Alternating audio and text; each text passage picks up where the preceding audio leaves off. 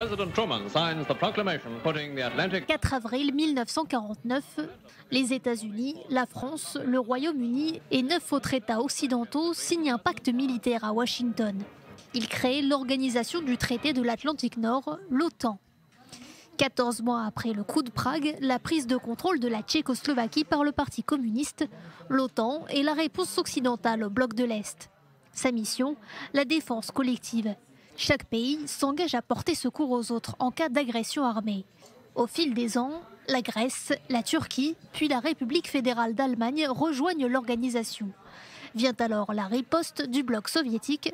14 mai 1955, la signature du pacte de Varsovie entre l'URSS, la République démocratique d'Allemagne et 8 autres pays. Pendant la guerre froide, les relations entre les deux blocs restent tendues, mais à l'intérieur des blocs, il y a aussi des désaccords, notamment sur les questions de souveraineté des pays membres. 28 février 1994, premier test sur le terrain, premier engagement militaire pour l'OTAN. En réponse à la crise en Yougoslavie, les forces alliées de l'organisation abattent 4 avions serbes dans une zone d'exclusion aérienne. Quelques mois plus tard, l'OTAN conduit sa première opération terrestre en Bosnie. 60 000 hommes sont déployés sur place. 24 mars 1999, 5 ans plus tard, l'OTAN lance une nouvelle campagne de bombardement aérien, cette fois en Serbie. Objectif, faire cesser la répression serbe contre la population albanaise au Kosovo.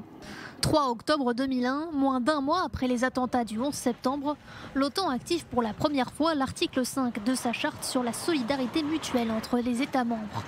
L'OTAN rejoint officiellement Washington dans sa guerre contre le terrorisme, une action concrétisée par l'engagement de l'organisation en Afghanistan en août 2003 pour maintenir la sécurité à Kaboul et sa région.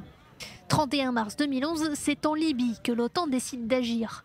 Au nom de la protection des civils, elle prend le commandement de l'intervention occidentale.